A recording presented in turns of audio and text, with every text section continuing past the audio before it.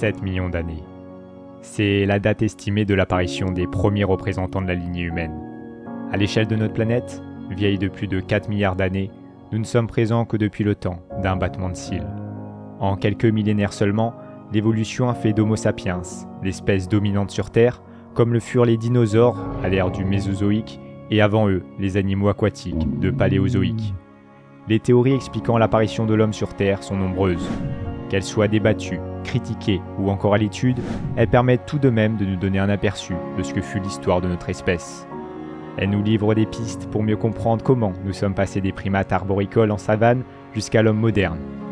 Cette histoire passionnante débute au Cénozoïque, la dernière grande ère géologique dans laquelle nous évoluons encore actuellement.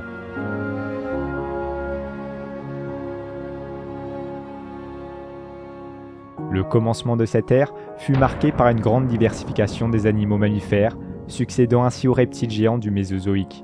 Les petits rongeurs qui avaient survécu à l'extinction de masse des dinosaures se multiplièrent et évoluèrent jusqu'à repeupler la Terre d'une nouvelle faune. Après quelques millions d'années, apparaissent les premiers singes en Asie. Ils avaient alors l'allure de lémuriens et de tarsiers. Ces premiers primates étaient majoritairement frugivores. Pour aiguiller leurs recherches de denrées, ils développèrent une vision en couleur afin de mieux différencier les fruits mûrs du reste de la flore. Ainsi, les primates évoluèrent à leur tour selon des processus de sélection naturelle similaires. Arriva alors un point clé qui marqua le début de la lignée humaine, la création de la branche des hominidés dans l'arbre généalogique des primates. Si nous n'avons toujours pas pu déterminer l'ancêtre commun entre l'homme et le singe, nous savons néanmoins qui est le plus vieux représentant du genre Homo. Pour faire sa découverte, il faut se rendre en Afrique centrale, 7 millions d'années auparavant. Aujourd'hui, je vous emmène pour un voyage exceptionnel à travers les millénaires pour remonter aux premières traces de nos lointains ancêtres. Bon visionnage.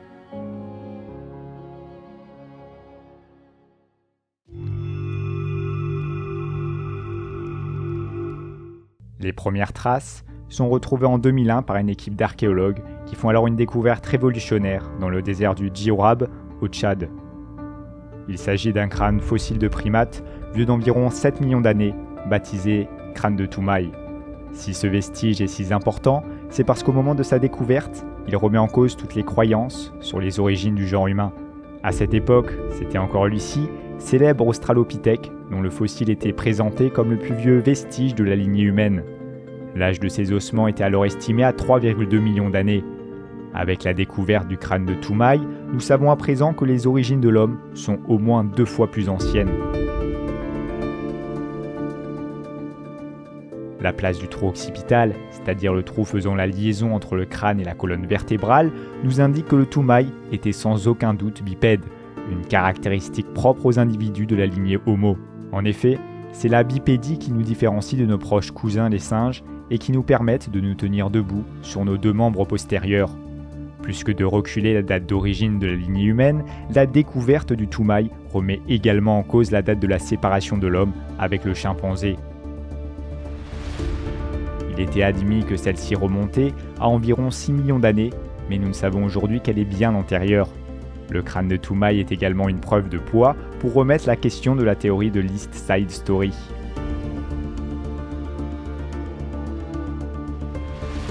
Popularisée par le célèbre archéologue Yves Coppens en 1982, cette théorie veut que l'apparition de l'homme soit la conséquence d'importants changements climatiques survenus il y a des millions d'années en Afrique et plus précisément en Afrique de l'Est. Ce serait dans une zone géographique appelée la vallée du Grand Rift, correspondant à l'Éthiopie, le Kenya et la Tanzanie actuelle, que serait apparu le genre humain.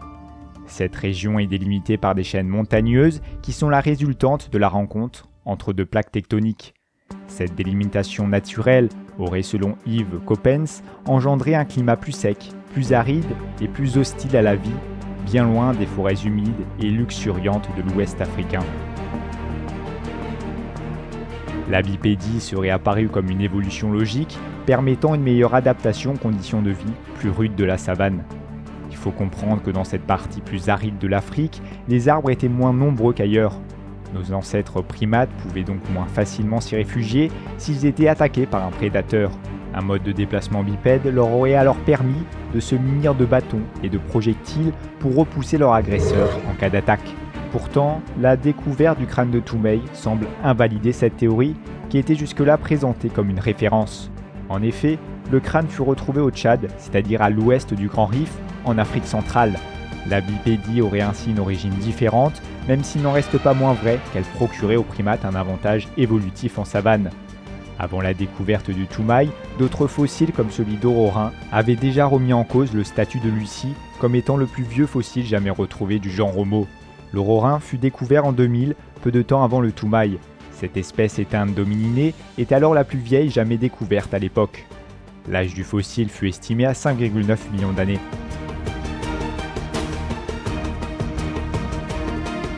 Or, à la différence de son cousin, le Toumai, le fossile de l'Ororin n'invalide pas la théorie de l'East Side Story, puisqu'il fut retrouvé au Kenya, donc dans la vallée du Grand Rif.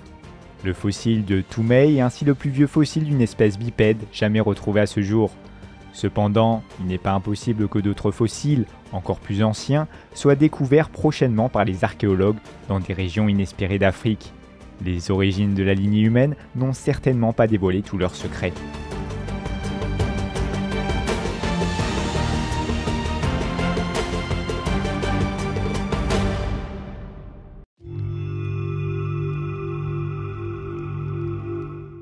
En parlant de secret, il y a bien un mystère propre aux représentants du genre Homo qui fait encore débat au sein de la communauté scientifique. Il s'agit de la bipédie. Comme nous l'avons vu, celle-ci serait apparue avant l'entrée des premiers primates en savane. Or, si l'emplacement du trou occipital décalé vers l'avant chez Toumai semble indiquer qu'il était bipède, la première preuve officielle de la bipédie fut découverte en Tanzanie. Il s'agit d'empreintes de pas retrouvées à Laetoli dans des sédiments volcaniques. Du fait de la composition du sol dans lequel elles ont été retrouvées, les empreintes sont encore aujourd'hui extrêmement bien préservées. Les techniques d'analyse modernes ont permis d'estimer l'âge de ces empreintes à 3,6 millions d'années. Celles-ci pourraient bien avoir été laissées par notre lointain cousin Australopithèque. En effet, plusieurs ossements d'Australopithèque furent retrouvés dans des régions aux alentours. En plus, l'étude de squelettes d'Australopithèque retrouvés à l'heure actuelle permettent d'affirmer que ces primates étaient bipèdes de façon quasiment permanente. Cependant, il est plus que probable que d'autres espèces antérieures à l'Australopithèque furent elles aussi bipèdes. Mais sans ossements supplémentaires ni empreintes, il est impossible d'en avoir la certitude.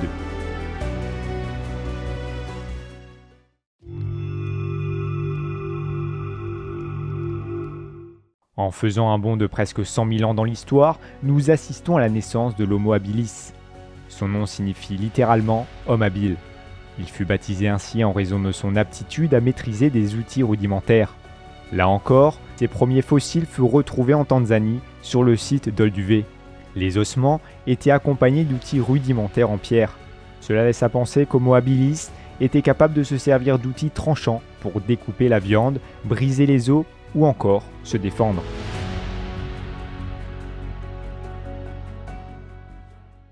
Par la suite, des fossiles plus anciens comme une mandibule retrouvée en Éthiopie permettront d'affirmer que l'Homo habilis était présent en Afrique il y a au moins 2,3 millions d'années.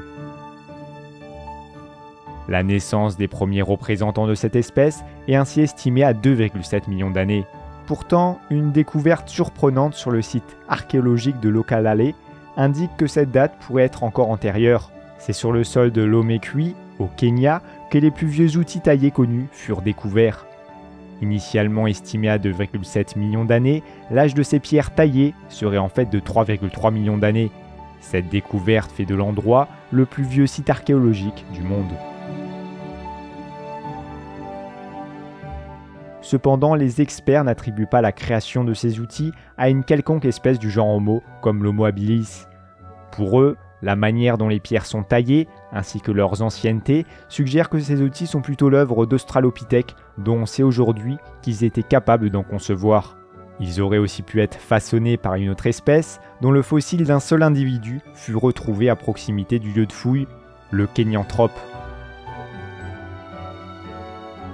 Toutefois, devant le manque de représentants de cette espèce, les scientifiques estiment qu'il s'agit plutôt de restes d'un Australopithèque.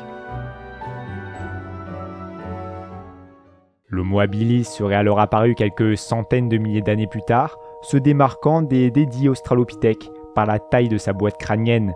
On estime que la capacité crânienne de l'Homo habilis allait de 550 à 680 cm3, tandis que celle de l'Australopithèque se limiterait à 530 cm3, soit celle d'un chimpanzé. Cette augmentation de la taille de l'encéphale aurait permis à l'Homo habilis de développer une meilleure maîtrise de son environnement, notamment dans le façonnage des outils. D'autres caractéristiques notables de l'espèce prouvent que les Homo habilis étaient bipèdes, mais aussi de très bons grimpeurs. Quant au développement de l'aire de Broca, associé à la zone du langage dans le cerveau, cela semble indiquer qu'ils étaient capables de communiquer entre eux par un langage articulé primitif.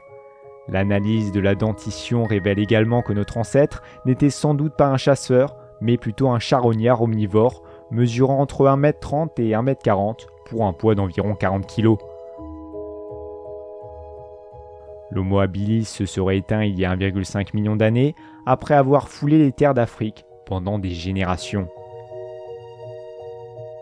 Il aurait ainsi cohabité avec des espèces d'Australopithèques antérieures et son probable descendant, Homo ergaster. Il est tout de même important de noter que la validité d'Homo ergaster, c'est-à-dire l'homme artisan, en tant qu'espèce, n'est pas véritablement affirmée.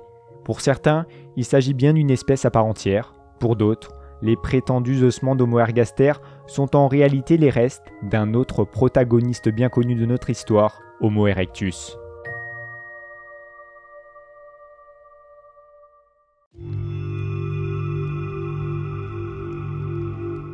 L'Homo erectus est l'un de nos plus célèbres ancêtres, car il fut notamment le premier à exploiter un élément indispensable à notre développement, le feu. Les dates d'apparition et d'extinction de cette espèce sont encore floues. Il n'y a pas vraiment de consensus quant au périmètre géographique et à la période à laquelle Homo erectus serait apparu. Certains paléontologues considèrent que l'Homo ergaster, l'Homo georgicus et d'autres subdivisions du genre Homo seraient en fait tous des Homo erectus présentant des particularités anatomiques mineures. Pour d'autres, ce sont des espèces bien distinctes. L'éloignement géographique des fossiles est ainsi un des arguments avancés pour valider le fait qu'il s'agit d'espèces différentes. Beaucoup de fossiles furent retrouvés en Afrique, d'autres en Géorgie, ce qui donna naissance à l'Homo georgicus et d'autres en Asie. Une estimation assez large veut que l'Homo erectus ait vécu il y a entre 2 millions d'années et 900 000 ans. Sa caractéristique principale est sa bipédie avérée. C'est d'ailleurs de là qu'il tire son nom, puisqu'Homo erectus signifie littéralement « homme redressé ». Il était un peu plus grand et un peu plus lourd que son ancêtre Homo habilis et mesurait entre 1m50 et 1m65, pesant jusqu'à 55 kg. Son ossature était assez massive et la forme de son crâne était marquée par un front bas et fuyant, ainsi qu'un certain prognatisme. Il se démarque également de ses ancêtres par la taille de son encéphale. Il est le premier hominidé dont le volume cérébral dépasse les 1000 cm3. À titre de comparaison, le volume crânien de l'homme moderne est d'environ 1350 cm3. Cette augmentation du volume crânien pourrait bien expliquer pourquoi l'Homo erectus fut le premier hominidé à exploiter le feu. Il n'en avait pourtant pas la maîtrise, mais exploitait les sources de chaleur naturelles quand il le pouvait. Il était également en mesure de produire des outils plus complexes, toujours par le taillage de pierre. Si l'origine de son apparition n'est pas vraiment certaine, on sait néanmoins que le comportement d'Homo erectus était proche de celui de nos ancêtres, Homo sapiens. Il ne se contentait pas d'être un simple charognard comme Homo habilis et Australopithèque avant lui. L'Homo erectus était un chasseur-cueilleur. Il s'établissait avec ses pairs en campement nomade, il vivait de la cueillette et sa grande maîtrise du taillage de pierre lui permettait de fabriquer des armes pour pratiquer la chasse en groupe. Cela n'empêche qu'Homo erectus devait aussi se nourrir de charognes si sa survie était en jeu. Des vestiges d'outils bifaces et de hachereaux sont datés de l'époque où vivait Homo erectus. Une preuve supplémentaire de sa maîtrise des arts lithiques, à savoir le taillage de pierre.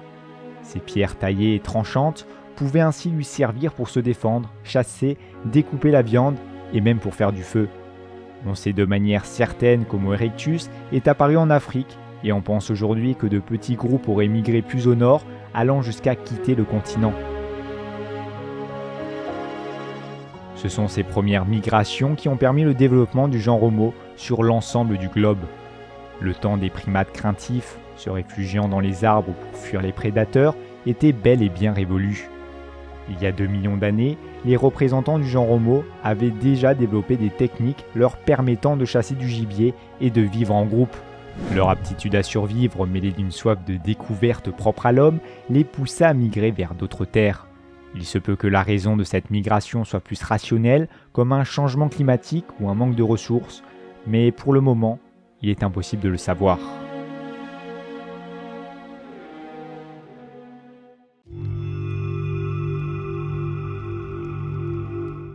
C'est en 1999, à Dmanisi, en Géorgie, que des archéologues font la découverte d'une trentaine de crânes d'hominidés. Ils pensent alors que les ossements sont les restes d'un groupe d'Homo ergaster, l'homme habile, vu par beaucoup comme un proche cousin d'Homo erectus. Mais après analyse, les conclusions des scientifiques sont tout autres. Les différences dans la forme des crânes ne permettent pas de classer ces fossiles parmi une espèce d'hominidés connue. Les chercheurs n'en reviennent pas. Ils viennent de découvrir un nouvel ancêtre à l'homme. C'est alors que naît l'Homo georgicus, ou homme de Dmanisi, considéré comme un descendant d'Homo habilis et un ancêtre de l'Homo erectus asiatique. En raison de l'âge des ossements, on estime que l'Homo dmanisi serait le premier hominicidé à avoir conquis l'Europe, avant Homo ergaster. Là encore, le sujet prête à débat. Tous les scientifiques ne pensent pas qu'il s'agit d'une espèce d'hominidé nouvelle, comme une variation d'Homo erectus, peut-être un cousin avec un morphotype légèrement différent, mais certainement pas une nouvelle espèce. Le volume crânien assez faible de l'homme de Dmanisi, ainsi que de son dimorphisme sexuel marqué, tendent à montrer qu'il s'agit d'un groupe d'hominidés assez primitifs, plus que l'Homo erectus tout de moins. Une chose reste certaine, la présence de ces ossements en Europe prouve que les hominidés étaient déjà présents sur le vieux continent il y a 1,7 million d'années. Leur expansion s'est ensuite faite sur les continents européens et asiatiques, comme en témoignent les nombreux ossements retrouvés en Asie. Ce fut notamment le cas du Pétécanthrope et du Sinanthrope, découverts respectivement en Indonésie et en Chine. Après leur exhumation au 19e et 20e siècle, les chercheurs pensaient que l'homme de Java et l'homme de Pékin formaient eux aussi de nouvelles espèces. Ce n'est que plus tard, avec la découverte d'Homo erectus en Afrique, que le statut de ces derniers fut corrigé. On sait aujourd'hui qu'il s'agit de cousins asiatiques de l'Homo erectus africain. Or, un fait surprenant entoure ces deux fossiles. Les découvertes actuelles ne nous permettent pas d'affirmer qu'Homo erectus était encore présent en Afrique il y a moins de 900 000 ans. Mais pour l'Homo erectus asiatique, l'analyse des sédiments dans lesquels certains ossements furent retrouvés en Indonésie indique qu'il serait vieux de 500 000 ans. L'Homo erectus aurait donc survécu plus longtemps en Asie qu'en Afrique. Comme le montrent les différences morphologiques entre les hominidés eurasiatiques et africains, on peut penser qu'ils ont évolué différemment pour s'adapter à des environnements bien différents. C'est en tout cas ce qu'estiment les scientifiques, en particulier grâce à une découverte inattendue sur le sol français. Celle-ci fait avancer notre récit de quelques milliers d'années.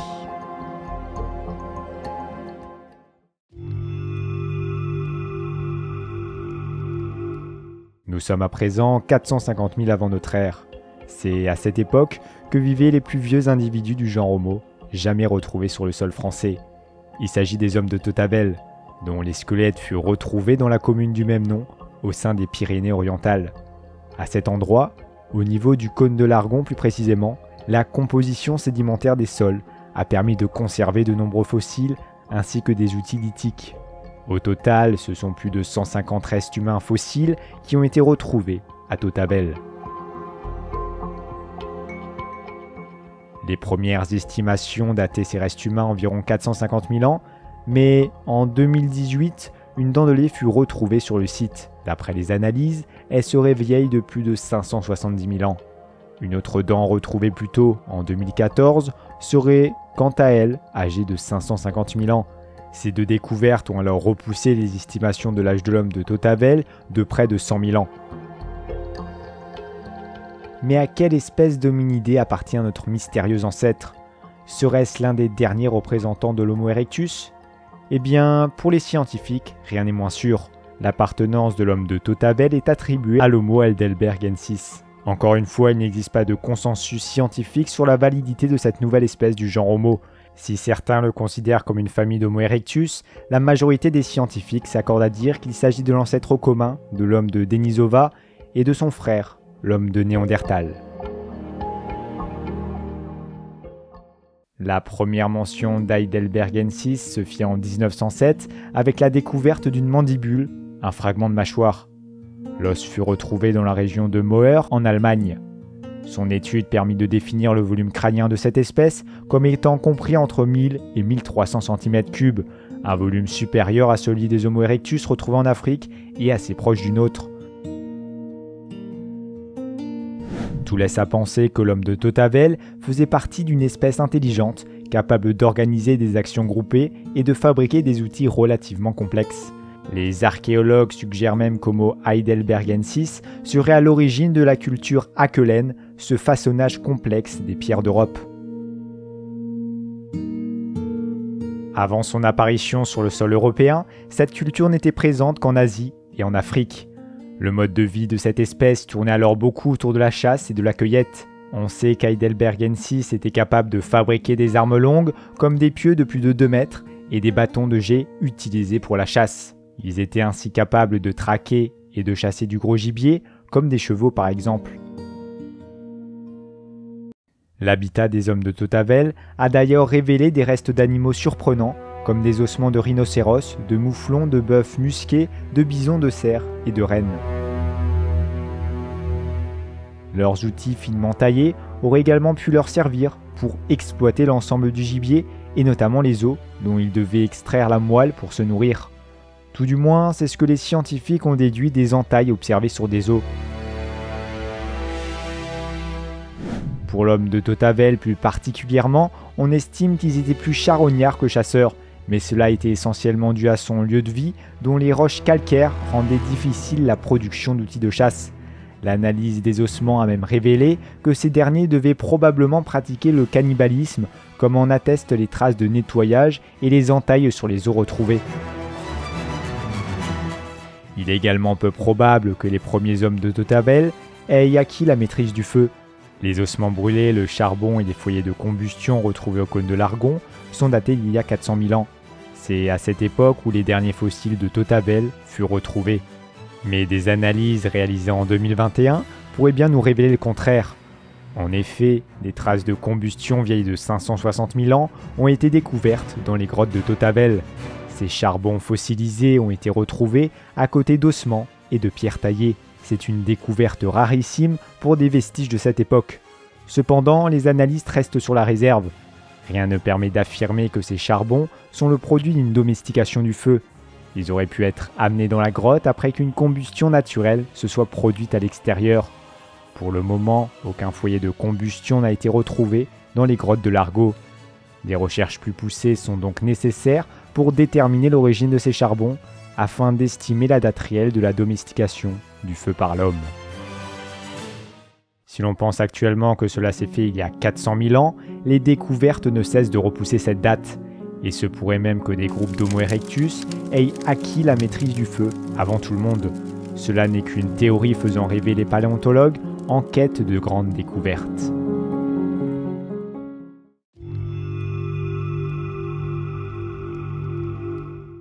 Si beaucoup de doutes persistent sur les origines et les avancées de l'histoire de l'humanité, une chose reste certaine, l'homme maîtrisait le feu il y a 400 000 ans. C'est aux alentours de cette date que de nombreuses traces de domestication du feu ont été repérées un peu partout autour du globe. Il y a 300 000 ans, dans les grottes de Kessem en Israël et de Djebel Iroud au Maroc, il y a 370 000 ans à Belzingsleben en Allemagne, ou encore il y a 430 000 ans à Zhougoudienne, près de Pékin en Chine. On retrouve des traces de feu domestiquées sur cette même période en France, en Angleterre, en Hongrie, en Italie et en Espagne. Mais l'une des plus anciennes preuves de la maîtrise du feu par l'homme se situe sur le site du pont des filles Jacob, sur le bord du Jourdain, en Israël. C'est sur ce site archéologique que les chercheurs ont mis en évidence des traces de feu maîtrisées vieilles de 790 000 ans. Bien avant cela, l'homme se servait déjà du feu, potentiellement pour cuire ses aliments, mais il n'en avait pas la maîtrise. Plusieurs morceaux de bois et d'eau brûlée, retrouvés dans les cavernes, indiquent que l'homme se servait des sources de combustion naturelle quand il en avait l'occasion. Un feu naturel pouvait se produire après que la foudre avait frappé, à proximité d'une coulée de lave causée par un volcan effusif. C'est en ramenant ces éléments incandescents près de leur lieu de vie que nos ancêtres auraient commencé à exploiter le feu. Cela aurait même commencé très tôt dans l'histoire, puisque les premières traces d'usage de feu remontent à près de 2 millions d'années. Dans la grotte de Swartkrans, en Afrique du Sud, les chercheurs ont également identifié les restes d'environ 270 os brûlés. Ces vestiges témoigneraient de l'utilisation du feu par l'homme il y a déjà de 1 à 1,5 million d'années. Des cendres de végétaux calcinés datant de la même époque furent également retrouvées dans la grotte de Van der Weyck, toujours en Afrique du Sud. Comme vous le savez, la domestication du feu par l'homme fut un véritable tournant dans notre histoire. De même que l'acquisition de la bipédie permit la libération des membres supérieurs pour la création d'outils, le feu entraîna des changements physiques notables, responsables de notre évolution. Pour nos ancêtres, le feu n'était alors plus un élément naturel indomptable, mais bien une force domestiquée dont ils pouvaient se servir pour se chauffer, créer des outils, éloigner des prédateurs et surtout se nourrir. D'une manière générale, la cuisson des aliments permit d'augmenter leur digestibilité. Là où avant, il fallait de puissants muscles masticateurs, une dentition proche de celle de nos cousins simiens et un système digestif imposant, les hominidés évoluèrent pour laisser place à des organes plus réduits et plus adaptés à leur nouveau mode de consommation. On estime que c'est la cuisson des denrées alimentaires qui fut responsable de l'augmentation significative de la taille de l'encéphale chez nos ancêtres. En effet, le processus de cuisson augmente fortement la digestibilité des aliments. Cela signifie qu'à proportion égale, un aliment cuit apporte plus d'énergie qu'un aliment cru. Cela est déterminant quand on sait que le cerveau est l'organe le plus gourmand en énergie du corps tout entier. La cuisson aurait également permis de diminuer la taille de l'appareil masticateur. Les puissants muscles maxillaires de nos ancêtres seraient alors astrophiés, entraînant une diminution de la pression sur la boîte crânienne et une libération d'espace au niveau du cou.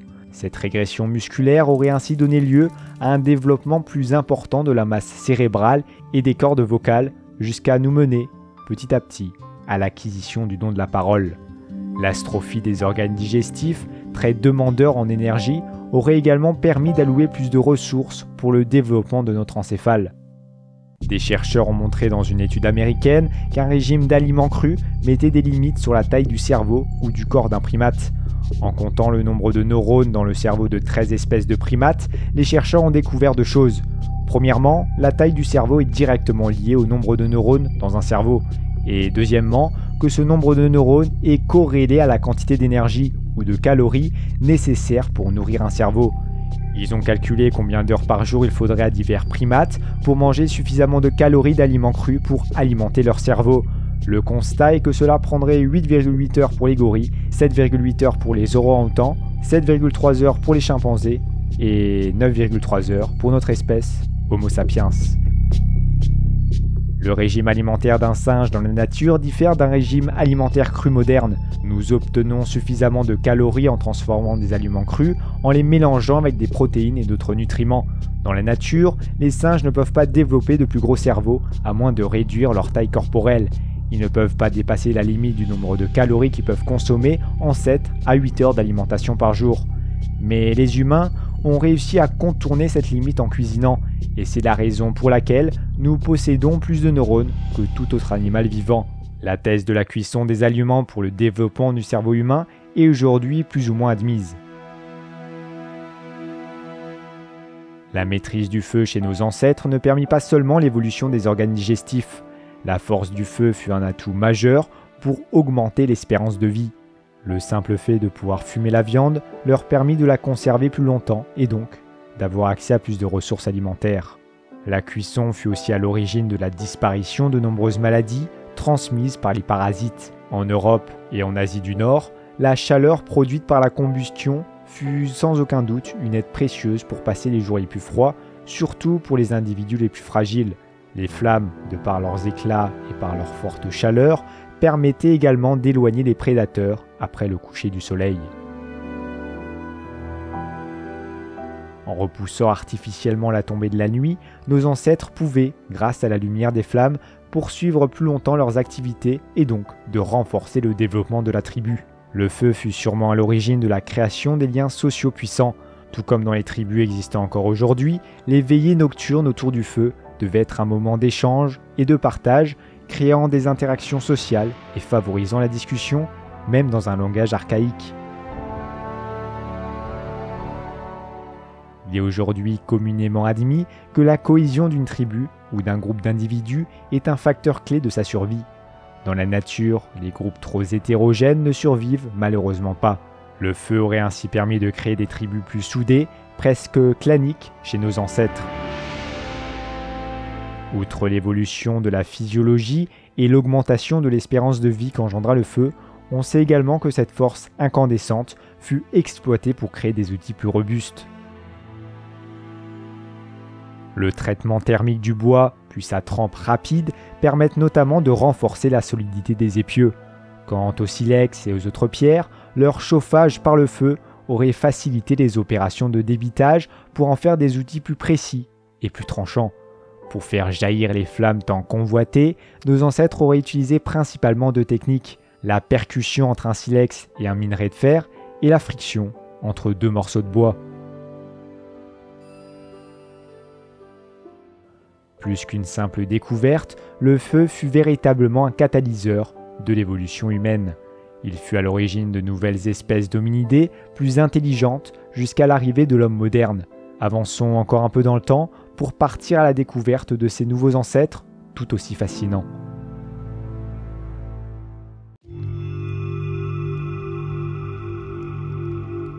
Si l'on admet que le feu fut maîtrisé il y a 400 000 ans, faisons à présent un bond de 100 000 ans vers le présent. À cette époque, l'hémisphère nord de notre planète vit l'apparition d'une nouvelle espèce d'hominidé, l'homme de Néandertal. On sait avec certitude que ce dernier fut présent en Europe, au Moyen-Orient et en Asie centrale. Il fut d'ailleurs encore présent dans cette région du globe il y a 30 000 ans.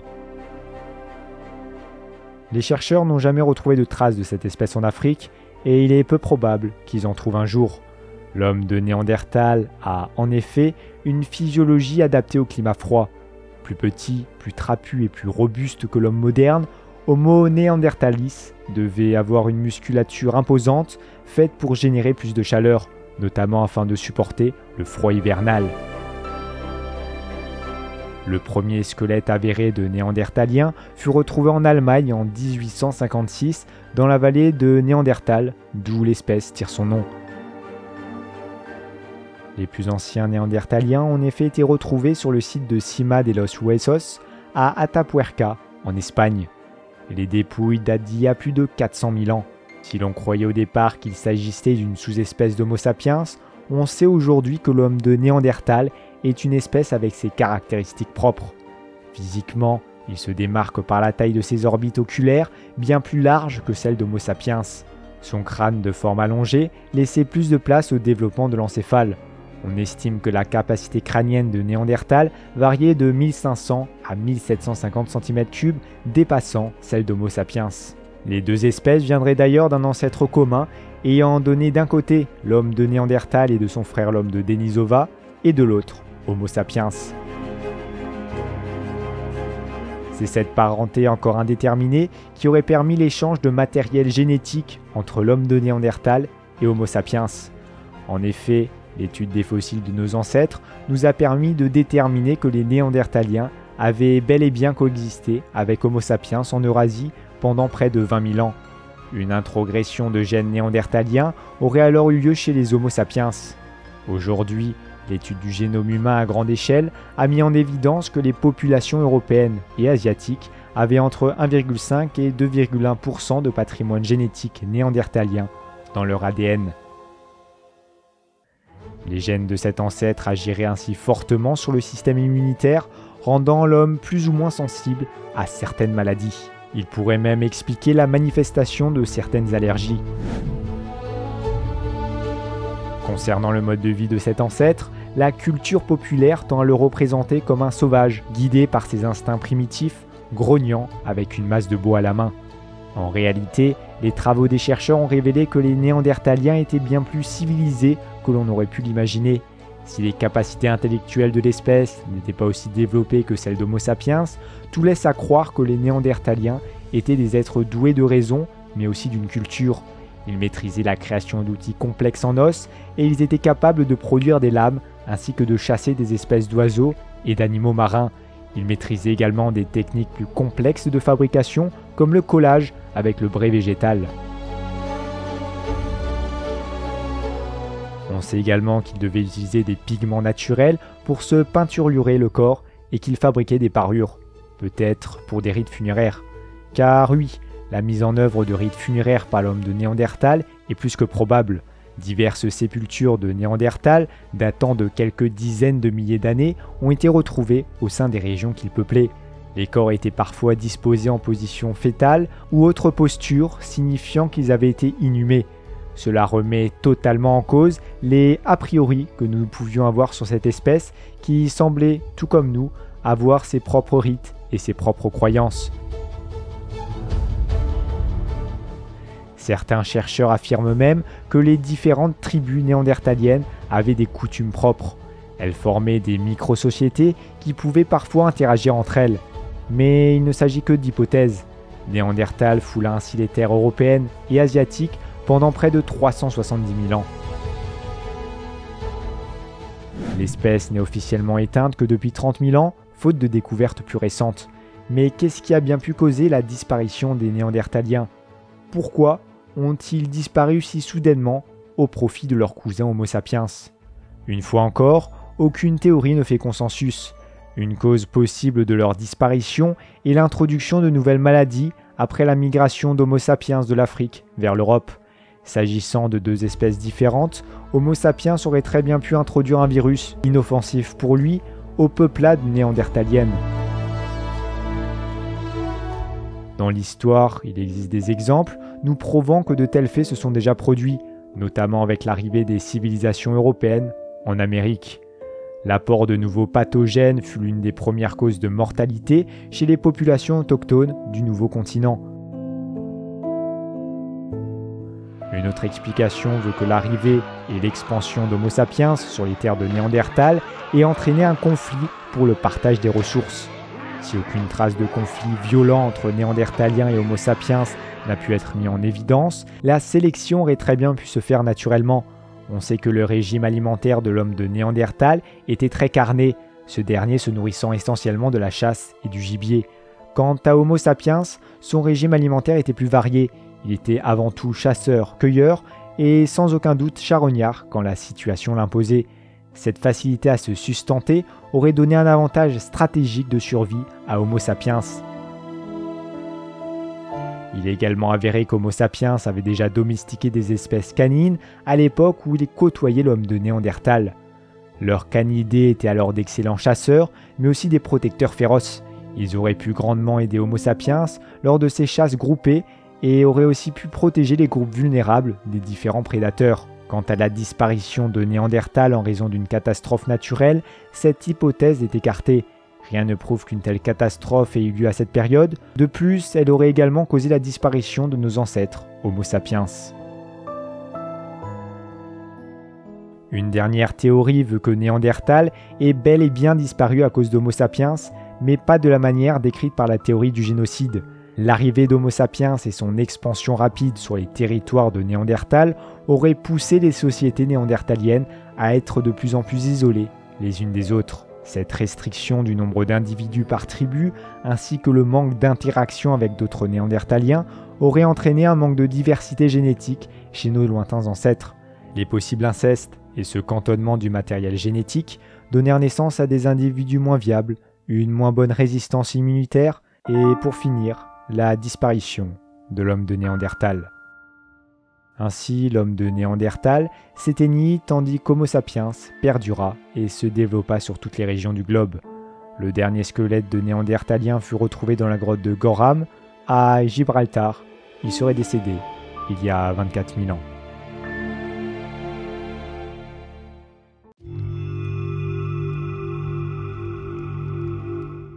En continuant notre avancée chronologique, l'histoire nous amène à présent en Éthiopie. C'est à Omo que les plus vieux fossiles d'Homo sapiens ont été découverts. Près de Kibish, les archéologues trouvèrent deux crânes nommés respectivement Homo 1 et Homo 2. La première estimation de leur âge leur donnait 130 000 ans, mais ce n'est qu'en 2022 que les dernières analyses ont permis de repousser bien en arrière cette date. Les crânes de Kibish auraient en réalité près de 233 000 ans. Ils sont les plus vieux restes d'Homo sapiens jamais découverts, avec les fossiles de Djebel Irhoud au Maroc, à l'opposé du continent africain, daté en 2017 d'environ 300 000 ans. Toutefois, l'analyse des fossiles retrouvés au Maroc montre qu'il s'agissait d'Homo sapiens primitifs, n'ayant pas toutes les caractéristiques de l'homme moderne. Pour les hommes de Kibish, ils apparaissent clairement qu'ils étaient déjà bien plus proches de l'homme actuel d'un point de vue physiologique. Cette découverte des plus anciens fossiles d'Homo sapiens tend à montrer que nos ancêtres, apparus en Afrique, ont progressivement colonisé le continent avant de se rendre plus au nord pour rencontrer leurs cousins, les Néandertaliens. Au cours de leur pèlerinage, ils développèrent également une certaine spiritualité, les éloignant encore un peu plus du stade animal.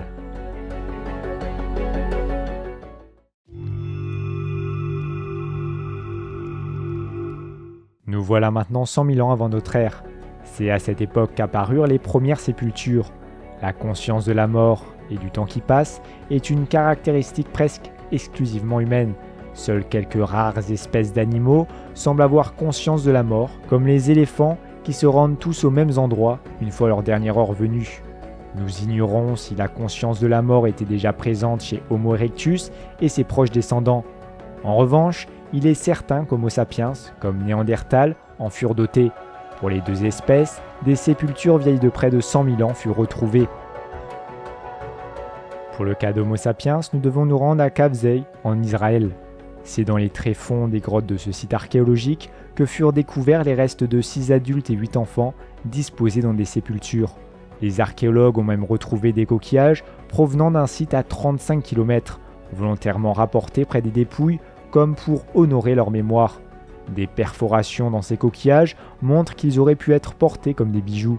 Quant aux traces d'ocre retrouvées dessus, elles pourraient indiquer que ces coquillages avaient été peints, peut-être à titre décoratif ou bien pour le rite funéraire.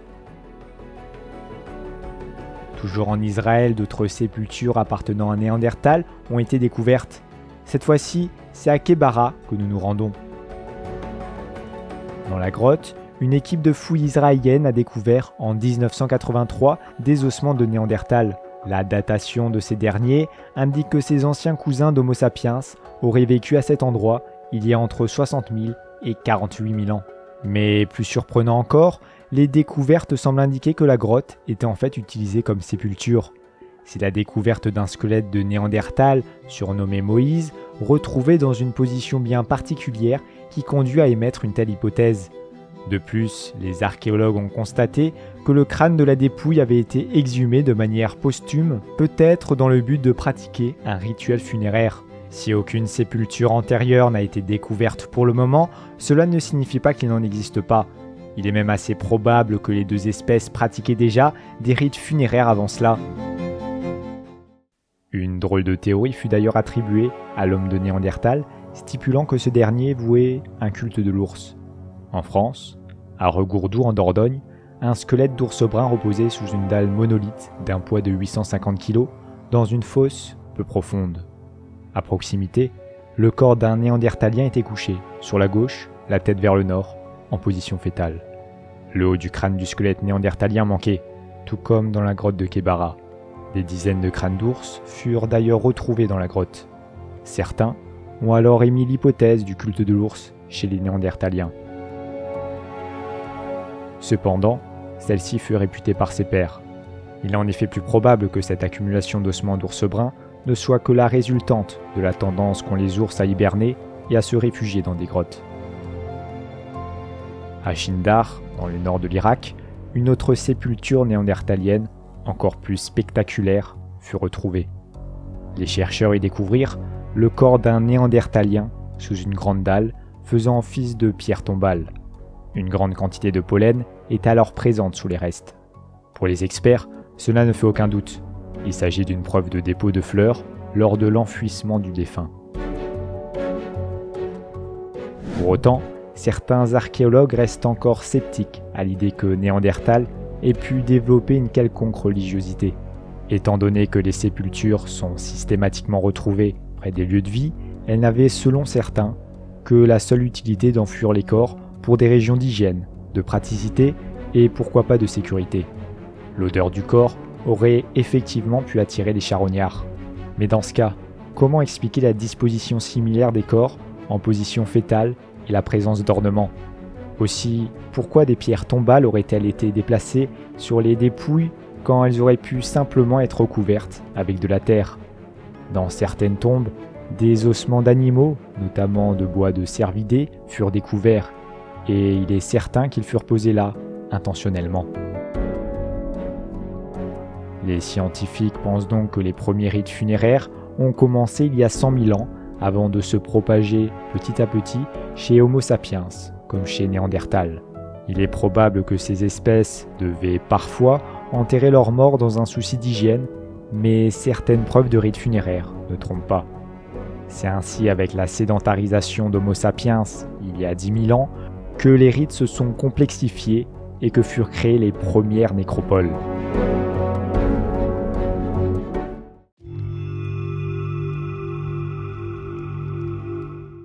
Avant de nous rendre à l'an moins 10 000 de notre ère pour observer la sédentarisation de l'homme, faisons un arrêt il y a 60 000 ans sur notre frise chronologique. Aujourd'hui disparu, l'homme de Néandertal ne cesse de nous surprendre. Il semblerait qu'il fut le premier hominidé à produire des constructions habitables.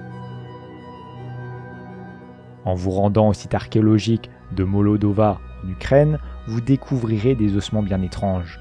Disposés de manière circulaire, il s'agit en réalité d'anciens ossements de mammouth dont les experts estiment qu'ils auraient pu servir à la fabrication d'habitats primitifs. Le plus vieil os daterait d'il y a environ 60 000 ans, faisant ainsi des cabanes de Molodova les plus vieilles constructions habitables jamais construites à ce jour. Étant donné la quantité d'os retrouvés ainsi que leur disposition circulaire, d'autres experts pensent qu'il pourrait s'agir simplement d'une sorte de rituel de chasseur, une manière de disposer les os une fois les animaux chassés, dépecés et prélevés de leur chair. Mais d'autres ossements plus récents, datant d'il y a 24 000 ans, furent retrouvés sur le site. De plus, de nombreux outils furent déterrés, tels que des grattoirs, des pointes et des ébauches de lames. Cela semble indiquer que Néandertal devait bel et bien occuper ces lieux. Il est donc plus que probable que ces derniers aient construit des habitations, à défaut d'avoir une grotte sous-logée. Cette disposition circulaire des zones mammouth n'est pas sans rappeler le site de Gontsi, toujours en Ukraine. Certes plus récente, l'étude du site a néanmoins permis de démontrer une occupation sur une durée d'environ 1000 ans, cette fois-ci par Homo sapiens. Ils auraient résidé à Gontsi il y a environ 15 000 ans. Ils vivaient de la chasse et de la cueillette en exploitant un territoire de plus de 500 000 km². Les découvertes du site nous ont également permis d'en apprendre un peu plus sur les modes de vie de nos ancêtres. Déjà à cette époque, ils étaient capables de vivre en tribus organisées. La disposition des cabanes et l'emplacement des artefacts retrouvés montrent que les tâches étaient divisées suivant différents points. Il y avait ainsi une zone d'habitation, de boucherie, de rejet et d'accumulation des déchets, ainsi que des zones d'activité pour la fabrication d'armes et d'outils. D'ailleurs, au niveau de la fabrication, les habitants de la région de Gontsi avaient déjà largement dépassé la simple utilisation de pierres taillées. Ils exploitaient avec une grande maîtrise les matières animales, comme en attestent les reliques retrouvées par les archéologues, telles que des saguets en ivoire, faites à partir de défenses de mammouth, des couteaux, toujours en os de mammouth, des marteaux en bois de renne, ou encore des alênes en os de lièvre ou de renard. Plus que des artisans hors pair, nos ancêtres commençaient également à développer une certaine sensibilité artistique. Ils se servaient parfois des os ou des coquillages pour fabriquer des bijoux. Des gravures sur les os de mammouth furent également découvertes et il était courant de trouver des traces d'ocre dans leur zone d'activité. Tout cela allait bien sûr conduire à l'émergence des premières peintures rupestres relatant les parties de chasse et détaillant le mode de vie de nos ancêtres.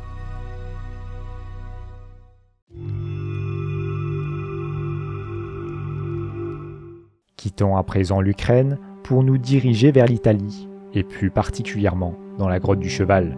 C'est là que furent retrouvées des dents très anciennes.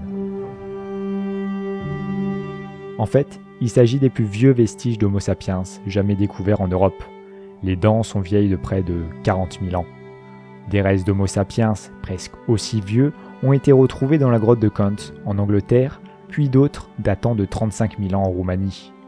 En France, on retrouva également des ossements, vieux de près de 30 000 ans, sur le site de Cro-Magnon, qui donna au passage son célèbre surnom à nos ancêtres.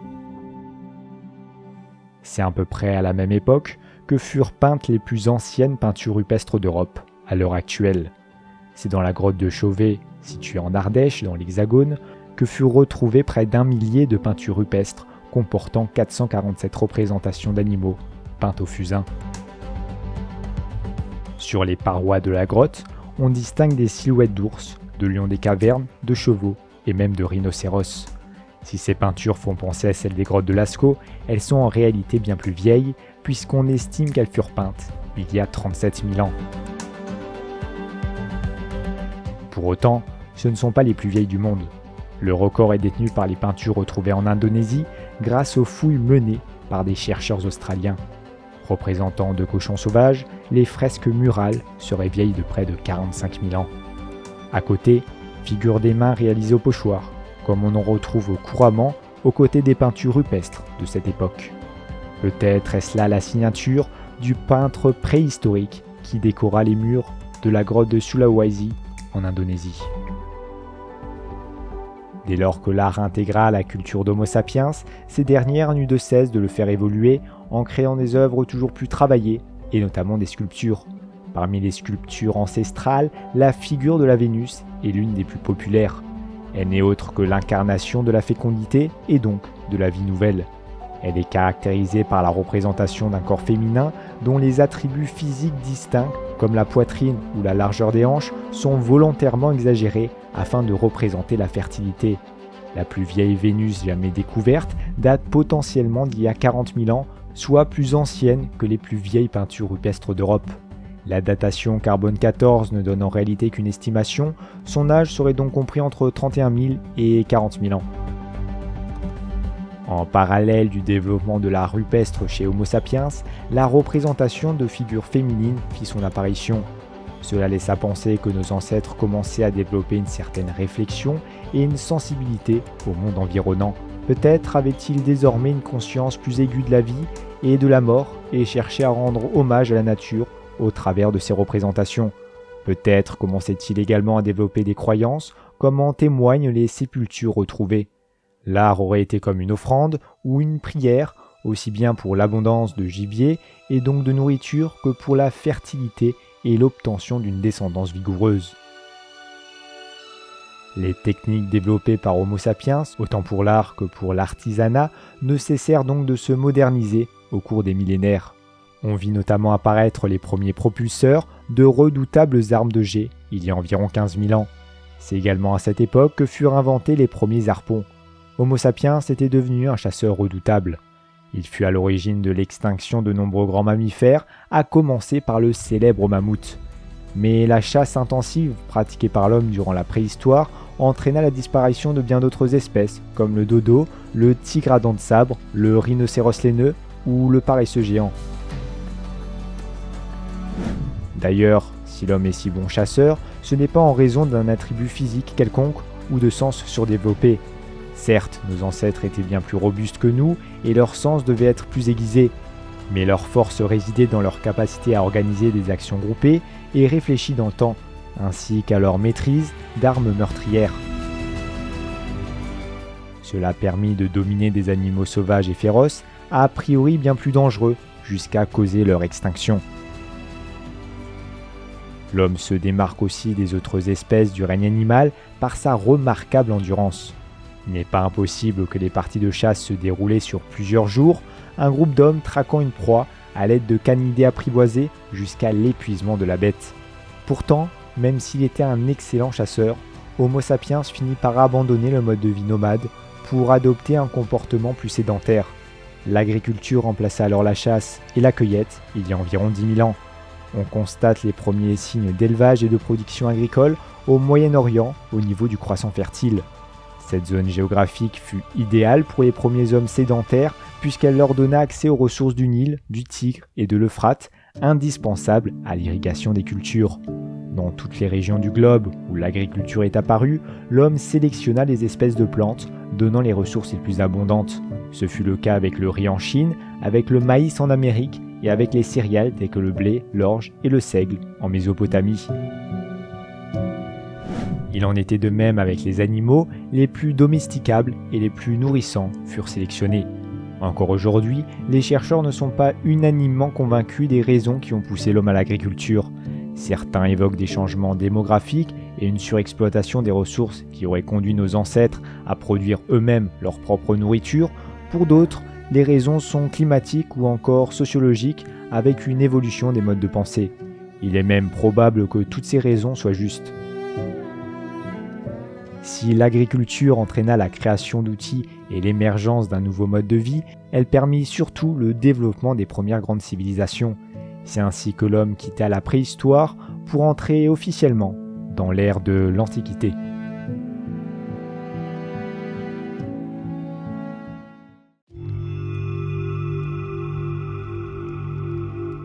Plus que le développement de l'agriculture, c'est bien l'apparition d'un langage écrit qui marqua les débuts de l'Antiquité.